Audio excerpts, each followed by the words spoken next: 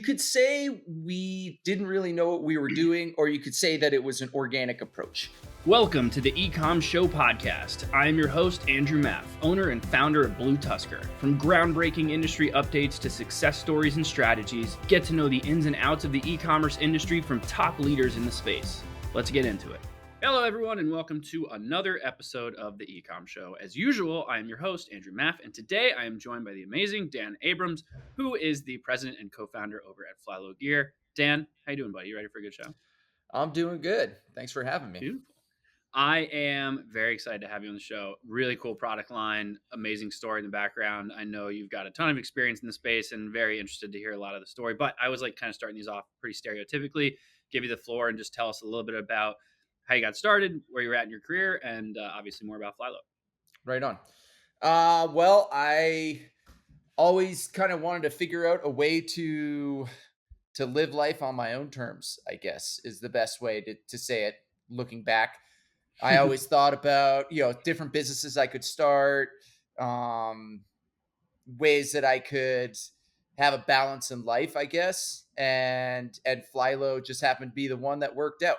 I played music for a while and ran bands. I bartended and then started some fledgling little projects on the side that didn't work out. But eventually this idea that I had with my group of friends from college, and we went to school up in the late 90s in the Pacific Northwest, this idea of making mountaineering quality equipment for skiing and snowboarding, clothing in particular, it has worked out. It's kind of crazy. That's good. What did you see in the market, right? Like mountaineering quality, like what do you mean by that? Like if I'm completely new to it and I'm thinking of like the Patagonias and stuff of the world, like where did they fall flat that you were like, okay, here's the area that we need to focus on?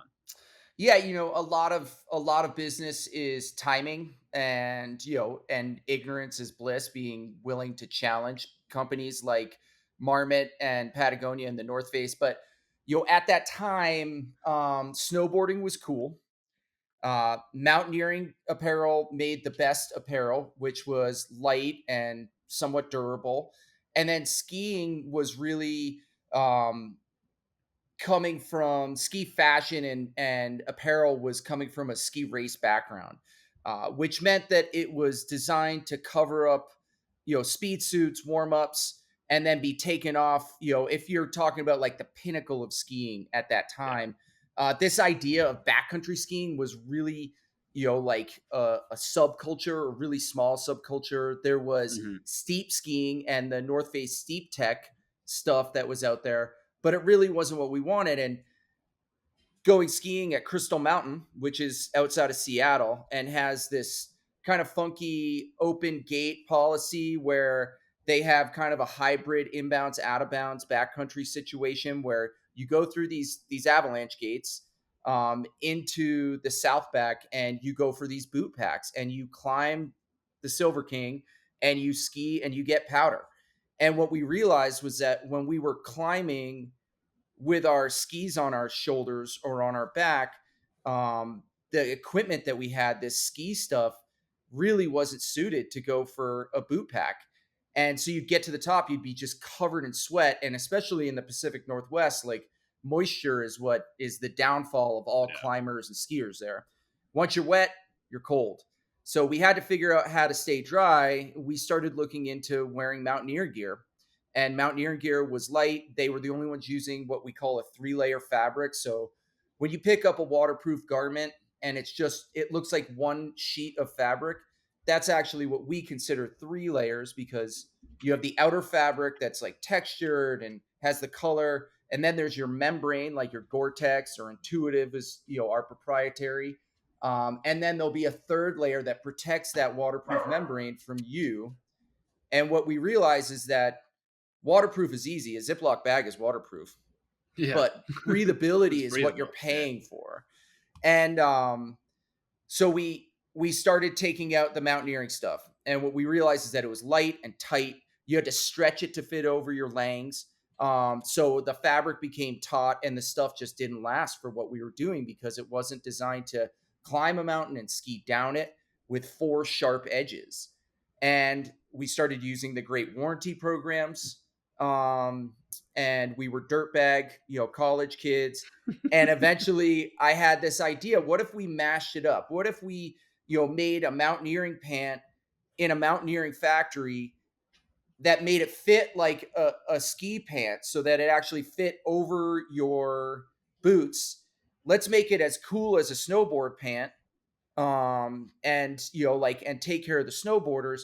And then, okay, let's just go ahead and make it burlier than anything else that anybody else has ever seen. And mind you, like, I didn't know how to make clothes, so I erred on the side of ultra durable fabrics, thick seam tape that wasn't going to come undone. And then we added inner and outer thigh vents, which we call cross flow venting, so that you could actually cool yourself down and not sweat out all of your base layers on the way up. And then you could shut it all down and you could ski down at 40, 50 miles an hour through powder and have it be waterproof. And what wound up happening was a unique product that people thought was crazy. It was different, and it's how we got here today. It's pretty cool. He went through all that trial and error to figure out, obviously, what was clearly missing, especially as that started to get more and more popular. Did you bootstrap the whole thing, or did you end up getting investment at least in the early days? I bootstrapped the whole thing. So That's insane. I started out, it was like it was the early 2000s. Yeah. And I was bartending, and I, started working in the restaurant, like as a busboy. Within 2 years, I was the bar manager, which meant I controlled the schedule, which meant I controlled the money. And I was pretty good at that. And I made good money, probably about 70 grand a year. Didn't declare all of it, but I paid back my taxes. Don't worry. Flylow covers me pretty good these days, or covers, my liabilities. And then I also use credit cards. So this was, 2005, 2006. This is the peak of subprime mortgages, which I was able to Yeah. get one, and I was able to buy a house with, zero down, which was amazing. And then I was able to call Chase Manhattan and the United Mileage Plus credit cards, and I got two. And they gave me $60,000 lines of credit on both of them with convenience checks, which back then, the convenience check said minimum 3%, maximum $175 transaction fee to get a 9-month loan for 2.9%. Or sometimes it would be 0% for 6 months. And that's all I needed were these bridge loans. So Yeah. eventually I would write a convenience check to myself from both of them. And then I'd add $120,000 of low interest debt, bartending money to pay the minimum payments. And I did, eventually start raising capital using promissory notes, which was, borrowing money from friends and family. I actually got my dad to lend me 20 grand when I started. And under his breath, he said, well, here's a lesson in squandering $20,000. And I paid him Look back. At you now. I know. I paid him back in 3 years with interest, and he was blown away. So yeah, that's how I did it. And then eventually, when I needed more cash, I invited my college buddy, Greg Steen, co-founder, and he left Jackson, Wyoming, and came down to Denver to help really get Flylow off the ground.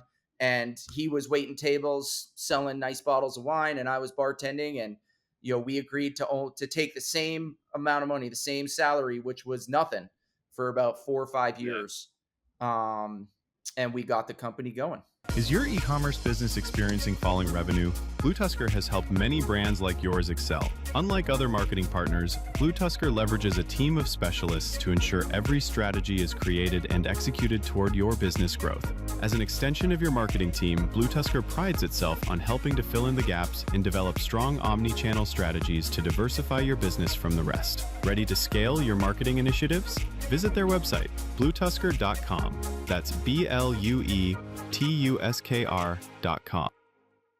That is amazing. It's always such a cool story when you hear about the true entrepreneurial kind of effort that you have to put into it, where it's you're bootstrapping it and you're going years on end with no salary, and you came up with a cool idea that you're just going to take a swing and hope that it works out. And obviously now, like, you guys have you're an 8-figure brand. I mean, that's not easy to do, especially in the apparel space, which is a nightmare. Even though obviously you have a very clear differentiator, like from a functionality standpoint, it's still really hard to do in apparel.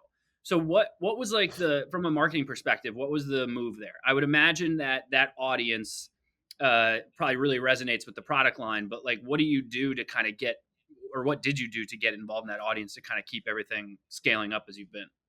Um, you could say we didn't really know what we were doing, or you could say that it was an organic approach. But I think that authenticity with the marketing has always been there, that we were always telling our story, and we didn't really know, we didn't need to have it defined what our mission statement was. And how we were going to market. We were just out there, guerrilla marketing. I had t-shirts in my pocket. I went to every movie premiere I could and would pirate those and get stickers out. And eventually I found that it was really hard to sell the brand to sales reps at first, but I could Mhm. sell it to media. Um, and then I could sell it to stores. I could sell it to store owners in particular.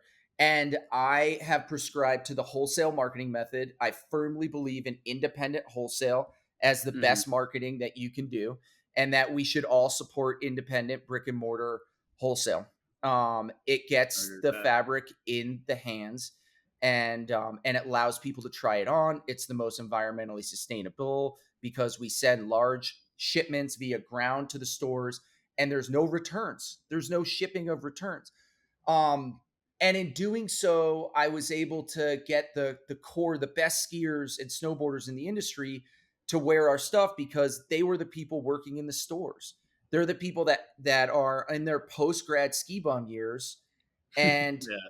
they're going to be wearing the stuff. And then when they graduate from, like, either they make it in a ski town or they have to leave the ski town, which was my scenario. I only lasted in Jackson Hole for 9 months before I blew my knee out, moved back to my mom's house, started bartending, and started Flylow. And I'm very thankful that I hurt my knee.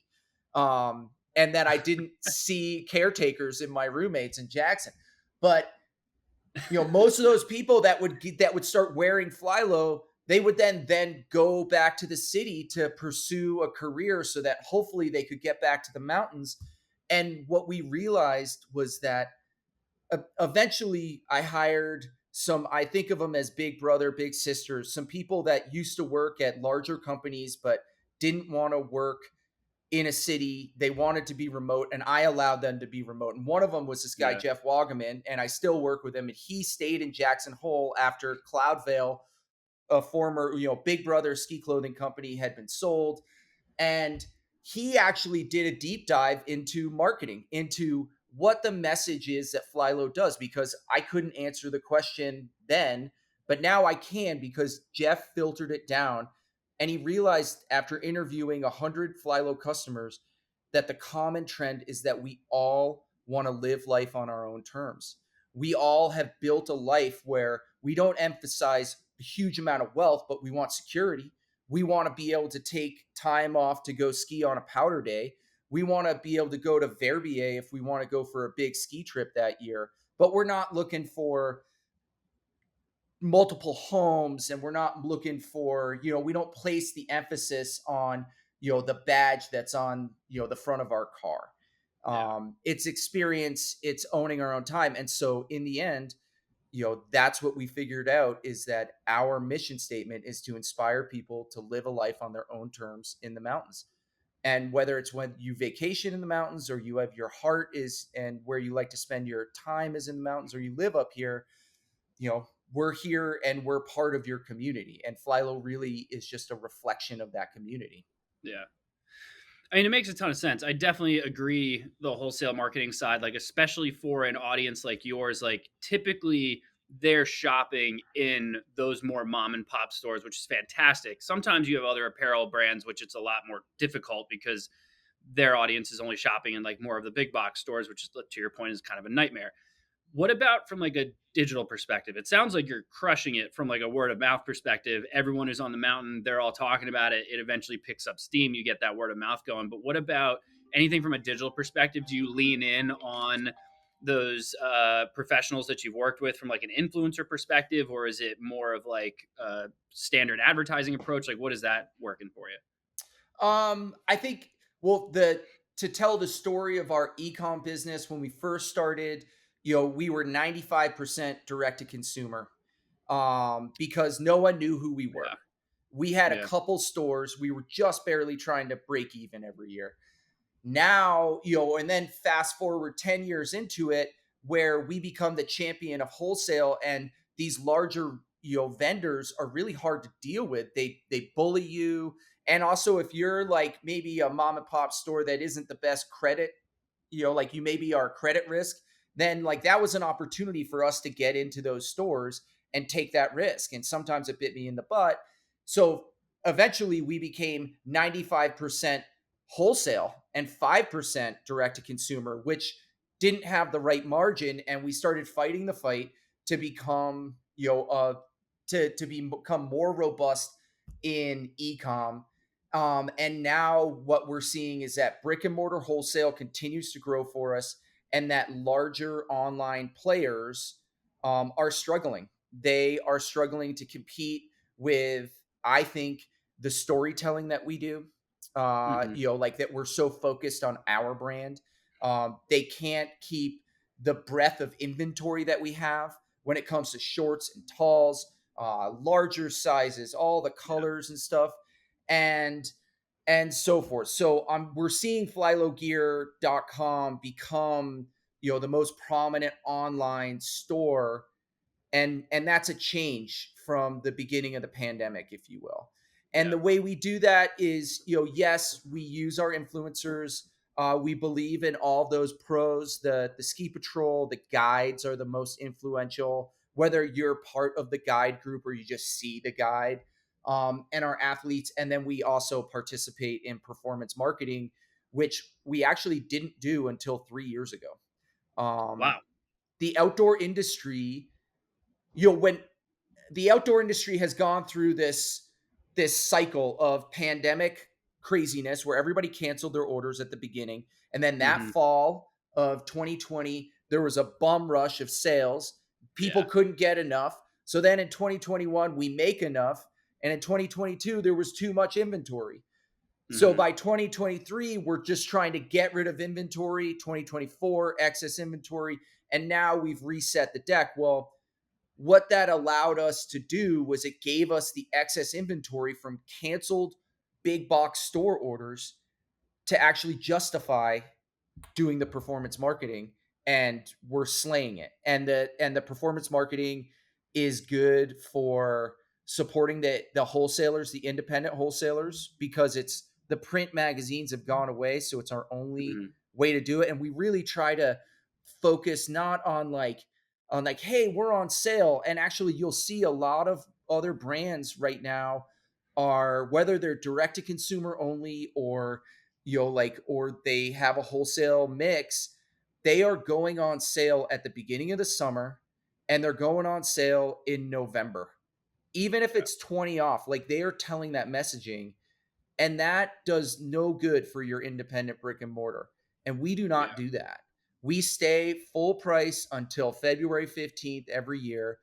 And I think that our customers, they respect it, or they just have to deal with it, because yeah, because we're too small of a company. We're still bootstrapped, and we're not looking to delegitimize the brand by making excess inventory, making inventory that would go to closeout.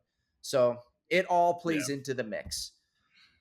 You're to your point of kind of going more D2C now and growing the e-commerce side, but obviously you haven't given up on your wholesale, your retail opportunities. I would imagine operationally that's got to be still a bit of a challenge, right? Because you've got now traditional just D2C one-off orders going out, but then you also have your larger wholesale and retail orders going out. Am I right? Yep. Yep. It's So what's created an interesting mix. yeah. Um, we So do you, have owned our own fulfillment in Denver for years, and it got to the point in the, at the beginning of the pandemic when larger orders coming in and we doubled in size in 2-3 years. We came up with a creative solution where we outsourced our wholesale channel to a 3PL, and we use NRI, and they're great. We love NRI because they are based in Kamloops, Canada, in British Columbia. So that, but then most of their business is outside of LA. So we can have one 3PL that covers us in Canada and in the United States. And then we Mhm. actually just went in with their UK distribution center so that we can take care of distributors without bringing that stuff into the United States or Canada first. So it just goes to an EU member and then we can disperse there. And then we've been fulfilling, and to this date are still fulfilling, our website orders ourselves. Interesting. That's yeah, I can imagine it's a challenge with all that those different areas going on. And are you shipping overseas as well? Do you have an audience in Europe, anywhere else? We we were, but it wasn't enough business to justify it. And as things Yeah, got bigger and and things get more complicated, we decided we're focused on the United States and on Canada. yeah, We do have distribution in Australia and New Zealand. Um, and at times we've had distribution in Italy and Japan. But for now, we're focused on North America. And, honestly, when I look around at Europe and the European market, I draw a lot of inspiration from the brands that are there that don't come here. And it makes me yeah. think about how regional fashion is and how there are these beautiful brands like Sweet Protection and Peak Performance, Jack Wolfskin, Mie, Eider, the list goes on of all these European brands. They don't really come to the US market. And now that we're in this new tariff regime where US manufacturers need to get out of China because we don't know what's happening, and even the current tariffs that are in place are just making it impossible. Basically US brands or anybody that wants to sell in the US needs to manufacture outside of China, which creates a vacuum of amazing, good people that make great product in China. And so I see it as like a further separation where these European brands, they should be producing in China. I would if I Yeah, could. And then, but that means that they're not going to sell that inventory here, which is going to create another vacuum. So, like the American market really has to look to interesting point. American brands. Interesting. I never thought of that. What's okay? So obviously, staying focused on the states and Canada. What's the plan for growth from here? Is it product line expansion? Obviously, some brands they'd make, especially apparel brands, they make bigger strategic moves like getting into licensing and things like that. Like, what's your thought on what the next big play is? I think, like from the origins of our brand, like one of the reasons why we didn't get like kind of that traditional seed round of funding after years of like using credit cards and bartending, because eventually that money did go away in 2008 when the financial crisis hit, the credit crunch hit, those awesome terms were gone. And so we started raising money in a more traditional way. And that economic slowdown allowed us to organically grow, and we organically grew until we were a player, and then the pandemic just blew us up and doubled Yeah, us. Well, now we're back to that organic growth. And so that's one thing, is that we're looking to just make sure that we have this solid business at 8 figures, like that supports our employees' jobs, that we don't have to do layoffs. And so we're not going to quote unquote swing for the fence. That being said, this is our 20th year, 2005 to 2025. We are now coming out with our first Gore-Tex product. We've established ourselves as making the best pants and bibs in the market. And Gore-Tex wanted their fabric in our bibs, and we wanted their fabric in our bibs. And so, kind of like chocolate and peanut butter, we got a pretty sweet product coming out this year. And I think that might be the future, is like, now that we, like, not to put it in, car racing Formula One terms, but now that we have the Ferrari engine, that all of our competitors, whether it's Arc'teryx or Patagonia or North Face are playing with, like, now we're just going to use the engine and we're going to do it our way. Yeah. And it's really fun to see. We've already done a wholesale sell-in starting last December, and we already know that it's successful. And Mm-hmm. I just can't wait for people to get the opportunity, especially, where we started in the Pacific Northwest, or my roots are in New England, these wet places. And now I live in Tahoe. Like, they're really going to benefit from having Flylow durability, Flylow thoughtful design, with Gore-Tex membrane. And then when you're taking it to the pinnacle of your sport, no matter where you are, whether you're in the dry Colorado Rockies, you're going to appreciate having, that durability and that Gore guarantee as well, to make you even more confident in Flylow. So, we have only scratched the surface of the core ski market. And I think there's a lot of room for us to consume market share as we go. And, we're still small and nimble, and we can change. We can change our designs faster than anybody else. So we will do so and represent our community. It's very cool, man. I obviously really appreciate the story. It's always really cool for me to be able to like interview people like yourself, and then like a year, 2, 3 years from now, look back at this podcast and see where you guys have gone in the growth, and be like, man, that was his plan and he did it. So it's very cool. I really appreciate it. Obviously, I want to thank you for being on the show. I'd love to give you the floor and let everyone know where they can find out more about you, and of course, more about Flylow.